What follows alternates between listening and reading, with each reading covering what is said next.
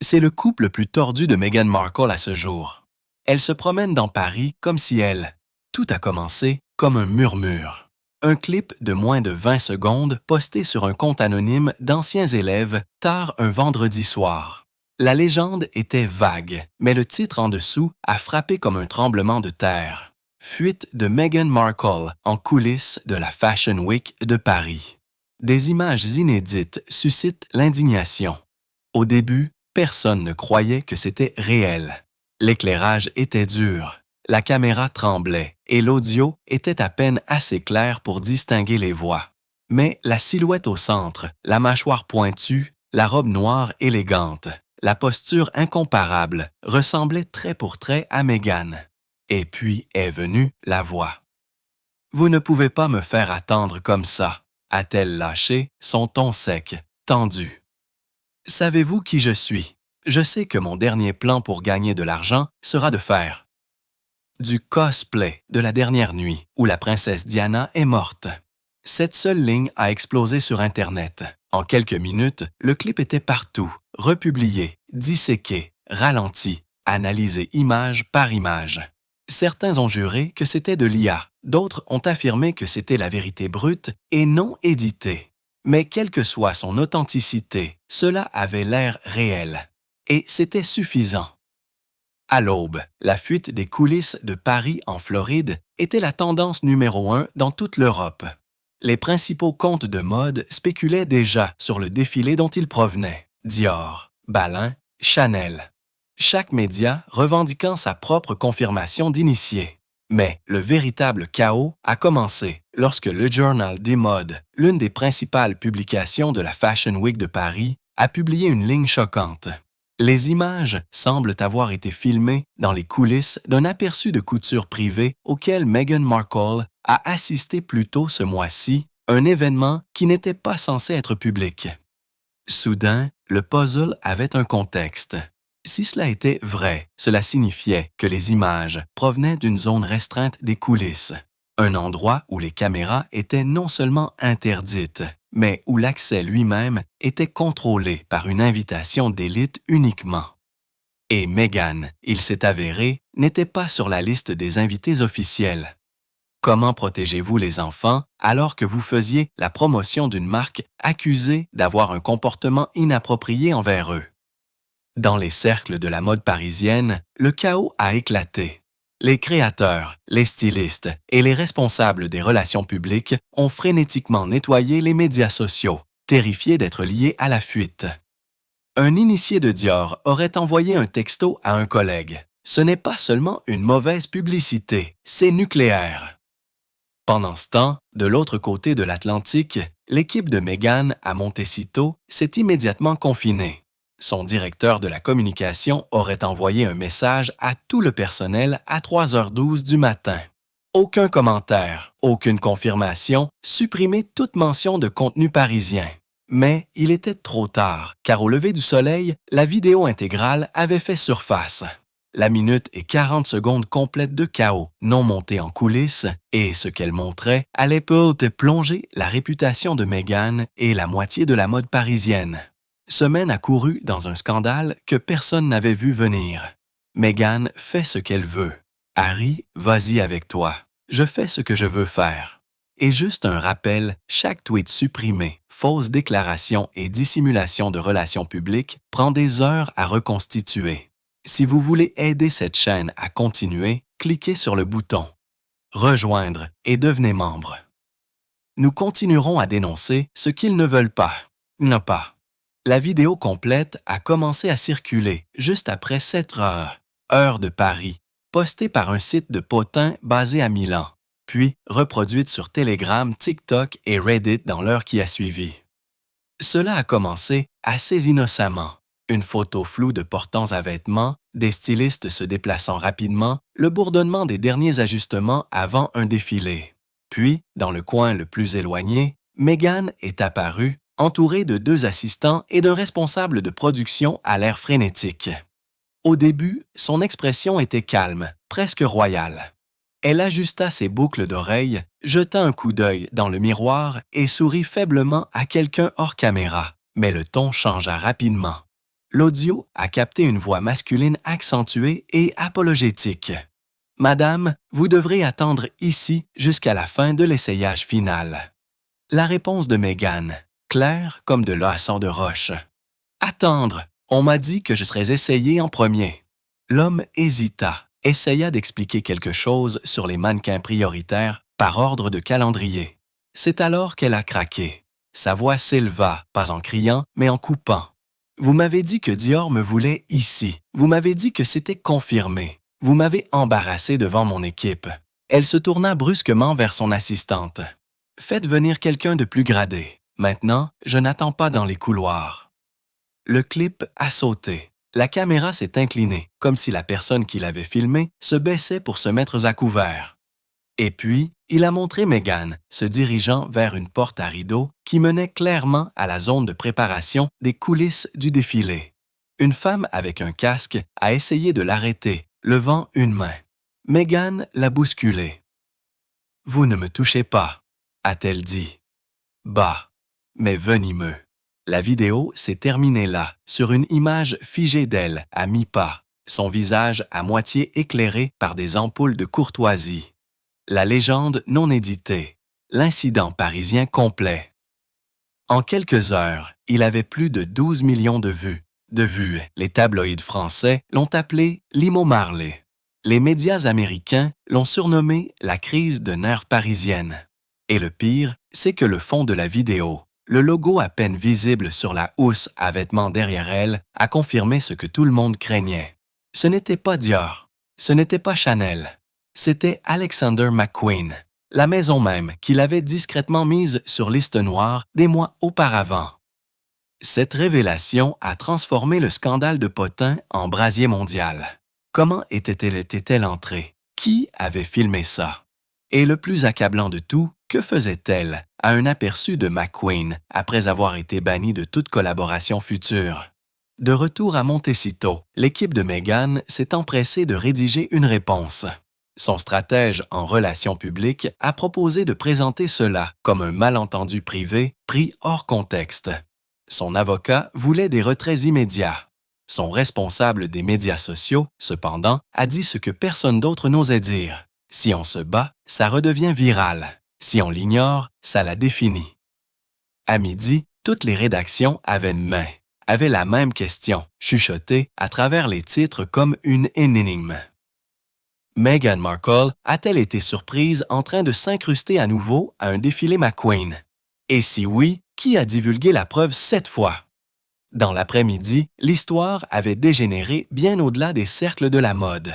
Les médias grand public s'en sont emparés. Les principaux médias, comme The Guardian et Variety, ont publié des titres prudents. Une vidéo non vérifiée des coulisses montre prétendument Meghan Markle à un événement McQueen. Alors que les tabloïds sont devenus nucléaires, le titre du son hurlait « La crise de colère parisienne de Meghan ». Le personnel de McQueen humilié alors qu'elle force l'entrée. Internet est devenu un tableau de preuves. Les utilisateurs ont ralenti la vidéo, analysant chaque image comme des experts légistes. Quelqu'un a même fait correspondre le reflet dans le miroir à l'atelier de printemps de McQueen et à Roussanor, confirmant que la vidéo n'était pas de l'IA, n'était pas fausse, n'était pas une deepfake. C'était réel. Ce que personne ne savait. Cependant, c'était comment elle avait été filmée. Selon des initiés cités plus tard par Léande, la vidéo provenait de la caméra corporelle d'un contractuel de sécurité, l'un des employés temporaires de McQueen, embauché pour la Fashion Week. Les images n'étaient pas du tout destinées à être publiques. Le contractuel l'aurait vendu à un journaliste indépendant pour 50 000 $, qu'il a ensuite divulgué par l'intermédiaire d'intermédiaires. Au siège de McQueen, la panique s'est transformée en fureur. Une note interne a été envoyée à tous les employés en quelques heures, en vigueur immédiatement. Toute communication externe liée à l'incident Markle constituera un motif de licenciement. Mais en dehors de ces murs, le silence n'a fait qu'amplifier les spéculations. Des rumeurs ont circulé selon lesquelles Meghan s'était présentée sans invitation, encore une fois affirmant qu'elle avait été reconsidérée pour une campagne privée. D'autres ont dit qu'elle avait été informée d'un essayage d'échantillons par un styliste sympathique. Une théorie suggérait même qu'elle avait été invitée par un jeune publiciste qui n'avait aucune idée qu'elle était sur liste noire. Pendant ce temps, à Los Angeles, le manoir de Meghan à Montecito s'est transformé en salle de guerre. Selon un assistant, elle faisait les 100 pas sans arrêt, oscillant entre la fureur et l'incrédulité. Il n'était pas censé avoir de caméra, aurait-elle crié. C'était censé être un essayage privé à huis clos. Son équipe de communication a exhorté au calme. Un conseiller a déclaré « L'optique était mauvaise, mais vous pouvez inverser la situation. Dites que vous avez été invité. Dites que c'est du sabotage. » Mais Meghan n'était pas intéressée par l'inversion. Elle voulait du sang. Elle a ordonné à ses avocats de retrouver l'origine de la fuite. Pas seulement l'éditeur, mais la source. Et c'est alors qu'une découverte choquante a fait surface. La fuite ne venait pas du service des relations publiques de McQueen. Elle ne venait pas non plus du garde du corps. Elle venait de quelqu'un qui avait fait partie de sa propre équipe pendant la retombée de Dior, une ancienne assistante mécontente, la même dont on disait qu'elle avait divulgué l'audio d'après minuit lors de sa querelle avec Joe Rogan, avait refait surface. Et cette fois, elle ne se contentait pas de divulguer des cassettes, elle les vendait à Paris. La révélation a frappé Meghan comme un poignard. Le nom sur le rapport de fuite n'était pas inconnu. Lara Simmons, la même assistante qu'elle avait autrefois hébergée dans sa suite d'invités à Montecito, la même femme qui avait disparu après avoir divulgué l'audio explosif d'après minuit de Meghan des mois plus tôt. Maintenant, elle était de retour et cette fois, ses empreintes étaient partout sur les images de Paris. Selon des courriels internes obtenus plus tard par Page Six, Lara avait tranquillement travaillé comme consultante en relations publiques indépendante en Europe, utilisant son lien passé avec Meghan comme levier pour entrer dans les cercles de la mode.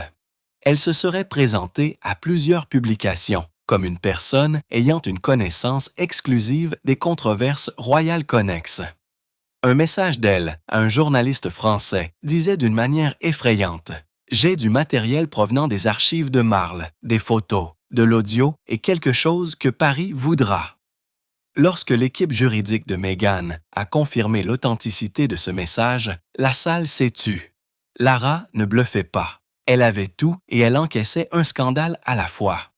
Mais le véritable coup de poing est survenu lorsque les enquêteurs ont retracé l'adresse IP qui avait téléchargé la vidéo originale de Paris. Cela ne menait pas au bureau de Lara ni à son ordinateur portable. Cela menait à un serveur enregistré sous le nom d'une société de production que Meghan connaissait trop bien, Framehouse Studios. C'était l'équipe même que Meghan avait engagée l'année dernière pour filmer sa série documentaire de mode abandonnée. Ray Natelier, la même équipe qui avait filmé son parcours créatif à travers Paris, et surtout la même que la sécurité de McQueen avait escorté lors de sa première visite non invitée. Les points se sont connectés instantanément. Laura avait été consultante pour Framehouse et les images divulguées des coulisses n'étaient pas du tout des images de sécurité volées. C'étaient les propres images de Meghan, filmées des mois plus tôt, reconditionnées et revendues aux médias comme s'il s'agissait d'une crise de nerfs candide. Lorsque la vérité a percé, Meghan aurait complètement perdu son sang-froid. Un assistant a décrit le moment en détail. Elle est devenue pâle, puis rouge. Puis elle a jeté son téléphone à travers la pièce.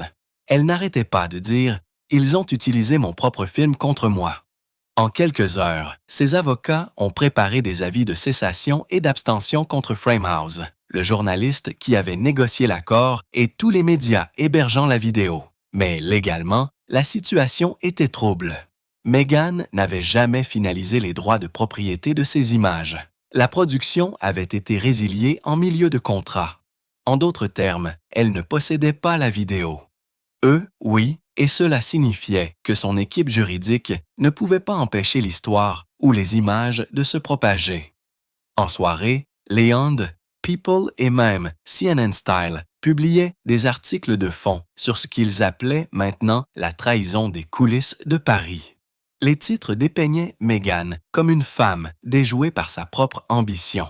À l'intérieur de Montecito, Son personnel a essayé de se concentrer sur le contrôle des dommages, mais Meghan n'écoutait pas. Elle était assise seule dans son bureau, faisant défiler la vidéo encore et encore, les mêmes 20 secondes qui avaient brisé son image soigneusement reconstruite. « Ils pensent que cela me finit », a-t-elle chuchoté, « mais ils viennent de me donner un nouveau départ. » Parce que dans son esprit, ce n'était pas la fin de l'histoire. C'était la mise en place de la prochaine, le récit le plus dangereux qu'elle ait jamais essayé de contrôler. Le lendemain matin, la fureur de Meghan s'était transformée en quelque chose de bien plus dangereux. Stratégie. Si le monde voulait du drame, elle leur donnerait une histoire si puissante qu'elle engloutirait la fuite. À 6h45 du matin, son publiciste à Los Angeles a reçu un mémo vocal de Meghan. « Nous ne le nions pas, nous le recadrons. » Son idée était simple, brutale dans son élégance. Les images divulguées de Paris ne seraient pas traitées comme un scandale. Elles deviendraient la scène d'ouverture d'un récit qu'elle contrôlerait. À midi, l'équipe de Meghan avait rédigé une déclaration publique qui devait être publiée sur le compte Instagram de sa marque de style de vie. Le texte était poétique, ambigu et chargé de sous-textes. Parfois, les moments capturés sans consentement révèlent une vérité plus profonde. Les femmes passionnées sont qualifiées de difficiles. Les femmes qui exigent leur espèce sont qualifiées de dramatiques. Mais le silence n'est jamais la grâce. Ce n'étaient pas des excuses. Ce n'était même pas un déni. C'était une invitation, osant le public à regarder plus profondément. Le message a explosé. Des millions de likes en moins d'une heure. Des célébrités, des influenceurs et des pages féministes ont commencé à le partager avec des légendes comme elle s'approprie à nouveau son histoire. Et c'est ainsi que vous inversez le récit. Mais derrière ce vernis viral d'autonomisation, le plan de Meghan était bien plus froid. Elle a ordonné à son équipe de production restante de rassembler les images non utilisées de Rainelier, le documentaire original qu'elle avait abandonné après que Dior et McQueen aient coupé les ponts. Son nouveau pitch, l'histoire qu'ils ont volée, racontée par la femme qu'ils ont essayé d'effacer. En 48 heures, des courriels ont été envoyés à plusieurs plateformes de streaming sous le titre provisoire de Frame Job. Le slogan disait « Et si les images qu'ils ont divulguées ne représentaient que la moitié de l'histoire ?» C'était une attaque directe contre McQueen, contre Dior et contre toutes les publications qui avaient amplifié le clip. Et Hollywood a adoré ça. Les dirigeants de Netflix l'ont qualifié d'explosif. Hulu a demandé une réunion. Même la division documentaire d'Amazon a exprimé un intérêt préliminaire pour le développement. Mais Paris n'a pas été amusé. Le service juridique de McQueen a rapidement publié une déclaration publique, rare et glaciale. La maison Alexander McQueen réfute toute implication de faute ou de fausses déclarations en ce qui concerne la duchesse de Sussex. L'utilisation commerciale non autorisée d'images exclusives reste en cours d'examen. Cette seule ligne « Images exclusives » était un coup de couteau. Cela a rappelé au monde que Meghan ne possédait pas la bande de Paris. Le studio, oui.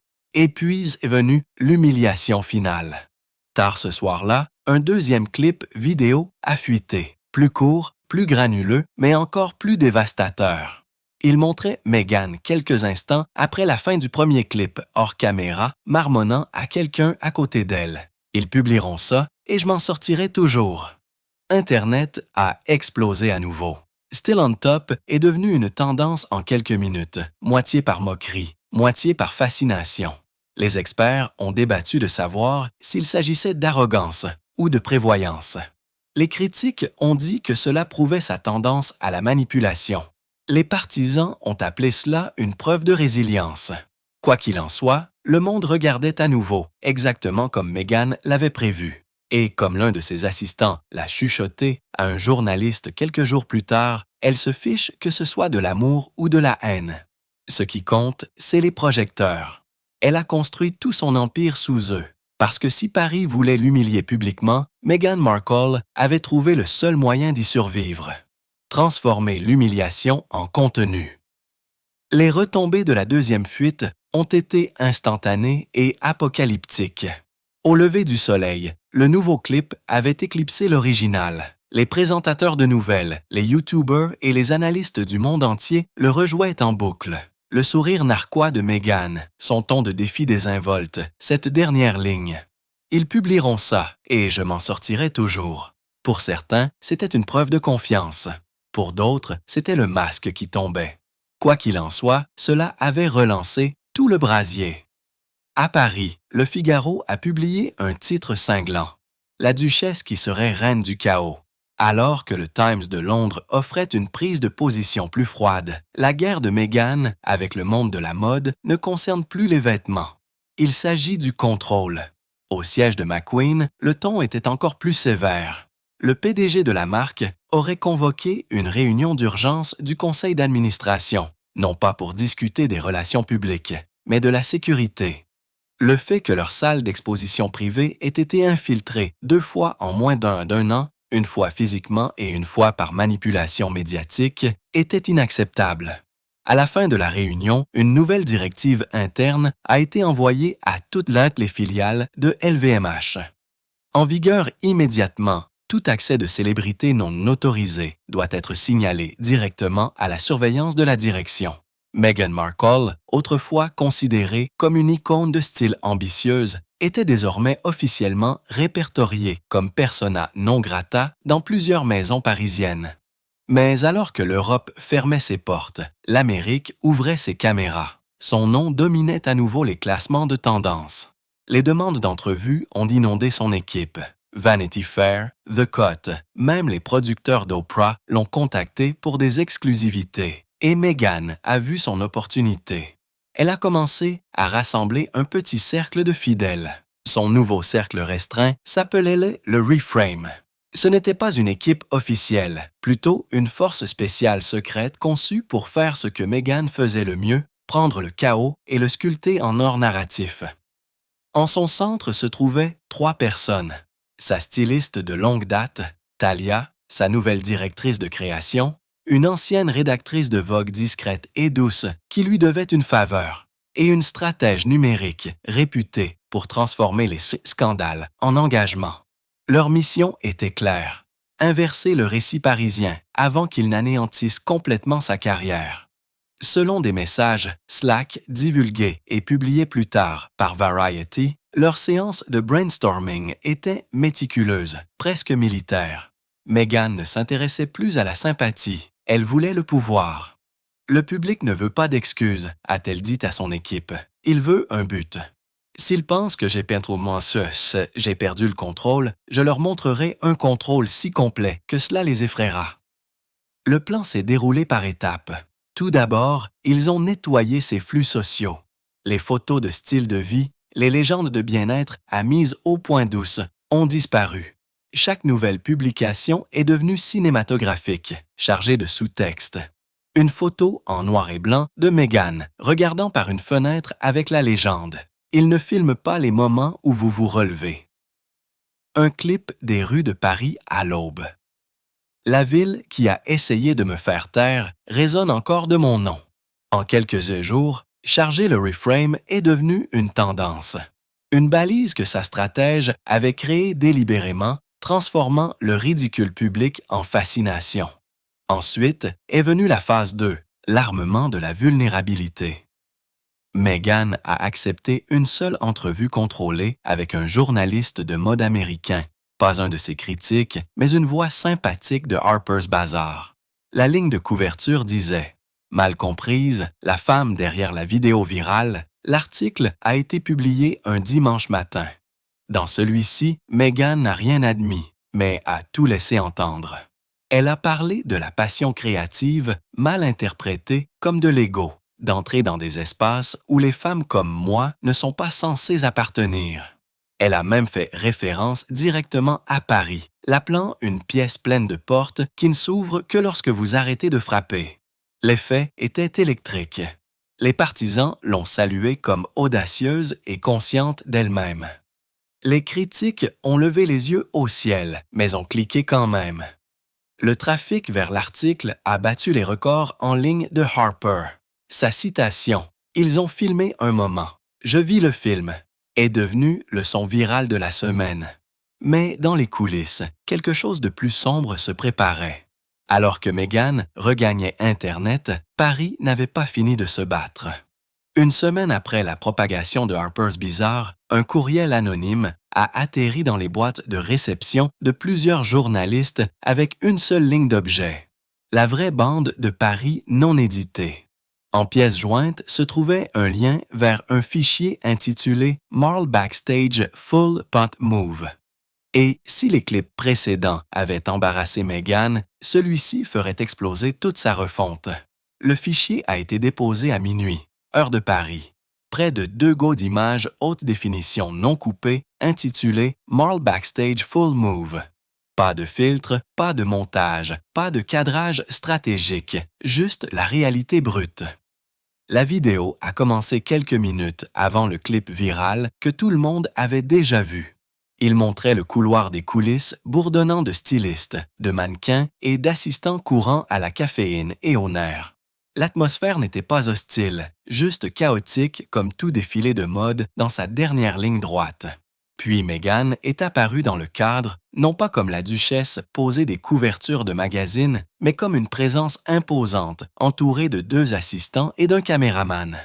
Au début, elle semblait calme, mais au fil des minutes, la tension a augmenté, et cette fois, les images ont tout capturé. La voix d'un styliste a été entendue disant doucement en français. « Elle n'est pas sur la liste. J'ai vérifié 2 fois. » Un autre a chuchoté. « Elle filme. Nous ne pouvons pas autoriser le tournage ici. » Puis Meghan s'est tournée brusquement vers eux, sa voix basse mais coupante. Vous avez de la chance que j'envisage même de porter à nouveau cette marque après la façon dont Paris m'a traité.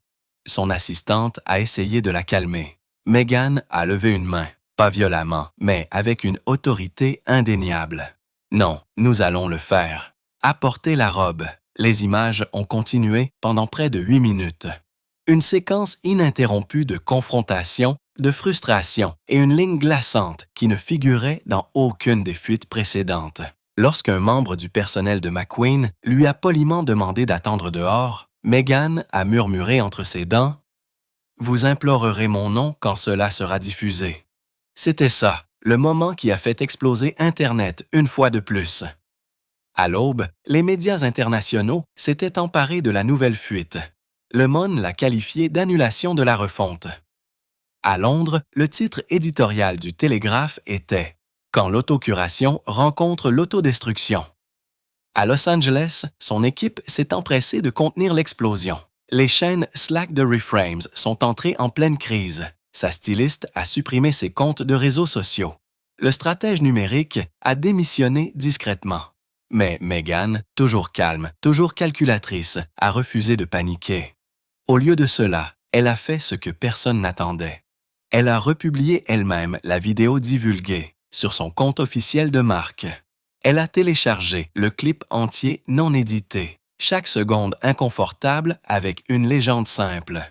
Vous avez vu ce qu'il voulait, maintenant, voyez la vérité. La décision était imprudente, audacieuse et brillante. En quelques heures, sa version avait accumulé plus de vues que le téléchargement anonyme. Les partisans ont inondé les sections de commentaires de défense. Elle est humaine. Voici à quoi ressemble le leadership. Il ne traiterait jamais un homme comme ça dans les coulisses. Mais les critiques ont vu autre chose. Le contrôle se faisant passer pour de l'authenticité. Comme l'a dit un commentateur sur BBC World, le génie de Meghan est qu'elle a transformé la perte de contrôle en une performance de contrôle. C'est à la fois le problème et la stratégie. Pourtant, au fond, Meghan savait quelque chose que personne d'autre ne savait. La vidéo non éditée que tout le monde obsédait. Ce n'était toujours pas toute l'histoire, car quelque part cachée dans les voûtes de cette même société de production qui l'avait trahi il y a des mois, Framehouse Studio, il existait un autre fichier, un deuxième angle de caméra, un son intact, et il capturait la seule chose que Meghan craignait le plus. Ce qu'elle a dit après que la caméra qu'elle contrôlait ait cessé de tourner. Le deuxième angle de caméra n'était pas censé exister. Selon les documents de production divulgués plus tard à Variety France, Framehouse Studio avait été embauchée pour un B-roll limité et une documentation des coulisses. Cela signifiait une seule caméra, la caméra de Meghan. Mais l'équipe, méfiante après le chaos passé, avait discrètement enregistré un angle de secours à des fins d'assurance. C'est celui qui a capturé ce qui s'est passé après. Les images ont commencé avec Meghan quittant la salle d'essayage, la tension rayonnant de sa posture. Elle a remis un téléphone à sa styliste en marmonnant. « Publie quelque chose, n'importe quoi, fais en sorte qu'il me supplie de venir. » Puis elle s'est tournée vers son caméraman, celui qui filmait son parcours créatif. Son ton s'est adouci instantanément, son expression se recalibrant comme une artiste revenant à son personnage. D'accord, à partir d'ici, nous allons avec élégance. La grâce sous la pression. Tournons une autre prise à l'extérieur. Le caméraman a hésité. Ils nous ont demandé d'arrêter de filmer. Alors filme ça discrètement, a-t-elle répondu, la voix plate. L'histoire ne se souvient pas de la permission. Pendant encore 20 secondes, les images de secours ont continué à défiler. Meghan est retournée vers la porte menant à la salle principale, parfaitement calme, le menton levé comme si de rien n'était. Mais en passant devant un mur de miroirs, elle a chuchoté, pas à quelqu'un en particulier. Peut-être même sans se rendre compte que le micro était encore chaud. Ils ne me battront jamais à mon propre jeu. Et cette ligne, glaçante, consciente d'elle-même, cinématographique, est devenue le dernier clou de sa refonte. Lorsque Framehouse a divulgué le deuxième angle de manière anonyme à plusieurs médias, Internet a explosé à nouveau. L'histoire ne concernait plus Paris, la mode ou même le comportement. Il s'agissait de performance. CNN l'a appelé le documentaire qui s'est filmé lui-même. Vanity Fair a écrit « Ce à quoi nous assistons n'est pas une crise de relations publiques, c'est l'effondrement de l'illusion de la spontanéité. » À Montecito, les avocats de Meghan ont envoyé une autre série de retraits, tous ignorés. Les images étaient déjà devenues caisses mondiales, reproduites sur des centaines de serveurs. Son cercle restreint était en train d'imploser. Son publiciste a refusé les appels. Sa directrice de création a supprimé tous les messages liés à la refonte.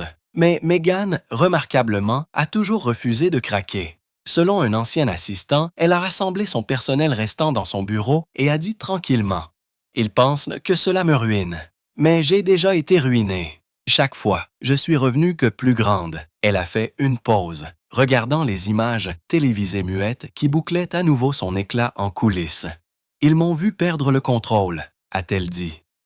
Maintenant, ils verront ce que j'en fais. Et juste comme ça, un nouveau plan a commencé à se former. Un plan encore plus audacieux que le dernier. Cette fois, elle ne combattrait pas la fuite. Elle l'embrasserait. Pas un scandale comme du cinéma. Le lendemain matin, Meghan a fait son geste. Pas de déclaration de publiciste, pas de jargon juridique, pas de contrôle des dommages frénétiques. Au lieu de cela, elle a téléchargé une seule bande-annonce cinématographique sur sa chaîne de marque officielle, un éclairage tamisé, des cordes orchestrales, un léger murmure de sa voix sur un écran noir. Chaque histoire qu'il divulgue devient la mienne. Le titre s'est estompé. Derrière le miroir, un film de Meghan Markle. Internet s'est figé. Au début, les gens ont supposé que c'était une blague ou une parodie faite par des fans jusqu'à ce que la coche vérifiée confirme que c'était réel. La légende de la bande-annonce disait simplement « Bientôt en première, vous avez vu leurs images, maintenant, voyez les miennes. » En quelques heures, les médias de divertissement ont explosé. Behind the Mirror est devenu une tendance mondiale. Le timing était chirurgical. Tout comme Paris et Londres l'avaient enterré sous les clips divulgués, Meghan a tout recadré comme l'acte d'ouverture de sa prochaine production.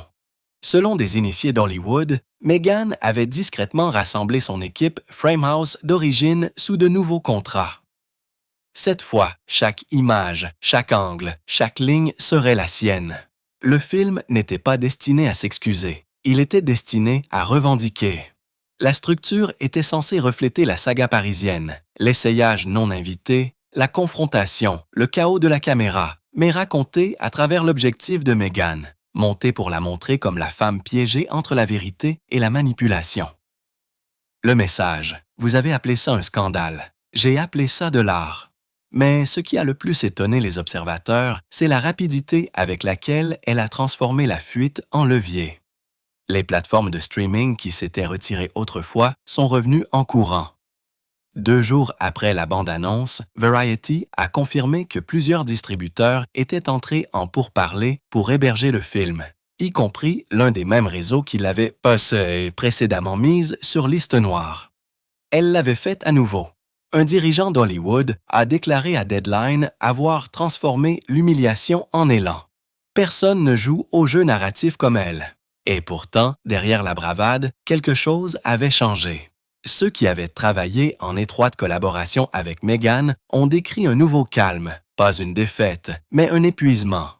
Elle ne dort pas, a déclaré un assistant. Chaque revers devient du carburant. Elle ne peut pas s'arrêter. C'est comme si elle était terrifiée que le silence signifie la perte. L'ironie n'a pas échappé à la presse. Le Guardian l'a résumé en une seule ligne. Le plus grand chef-d'œuvre de Meghan est peut-être le mythe de sa propre endurance. Lorsque Behind the Mirror a finalement été diffusé 3 mois plus tard, ce n'était pas un spectacle de tapis rouge. Il a été diffusé en ligne directement à des millions de personnes. La première scène, un gros plan du reflet de Meghan dans le miroir Dior, capturait ce jour maintenant tristement célèbre, sa voix narrant doucement. Il pensait que je venais pour l'approbation, mais je suis venu leur rappeler que l'histoire n'a jamais été la leur à raconter. Fondu au noir, Internet a rugi. Que vous l'aimiez ou la détestiez, tout le monde était d'accord sur une chose. Meghan avait une fois de plus fait l'impossible. Elle n'a pas seulement survécu à la fuite, elle l'a écrite.